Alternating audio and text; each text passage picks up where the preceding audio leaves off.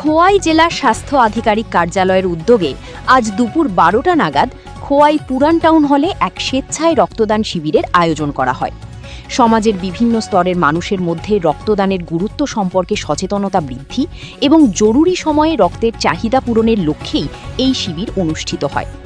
অনুষ্ঠানে প্রধান অতিথি হিসাবে উপস্থিত ছিলেন খোয়াই জেলা পরিষদের সভাধিপতি অপর্ণা সিংহ রায়।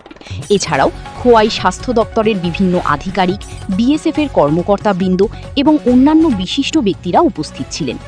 অতিথিরা রক্তদাতাদের উৎসাহিত করেন এবং মানব সেবামূলক এই উদ্যোগের প্রশংসা করেন। শিবিরে মোট 20 জন স্বেচ্ছায় রক্তদান করেন। স্বাস্থ্যকর্মীদের তত্ত্বাবধানে সুষ্ঠুভাবে রক্ত সংগ্রহের কার্যক্রম সম্পন্ন হয়। রক্তদাতাদের মধ্যে তরুণীদের অংশগ্রহণ ছিল উল্লেখযোগ্য। অনুষ্ঠানের শেষে সমাজের বিভিন্ন ক্ষেত্রে অবদান রাখা মোট 22 জন বিশিষ্ট নাগরিককে সম্বর্ধনা প্রদান করা হয়। তাদের হাতে সম্মাননা স্মারক তুলে দিয়ে সমাজের উন্নয়নে তাদের অবদানের জন্য কৃতজ্ঞতা জানানো হয়। এই উদ্যোগকে উপস্থিত সকলেই প্রশংসা করেন। DD report, headlines today. আন্তরিক শুভেচ্ছা ও স্বাগত জানাচ্ছি। আজকের দিনটা শুধু পালনের জন্য কি নয়, কৃতজ্ঞতা জানানোর দিন। রক্তদাতাদের প্রতি যাদের এক ব্যাগ রক্তে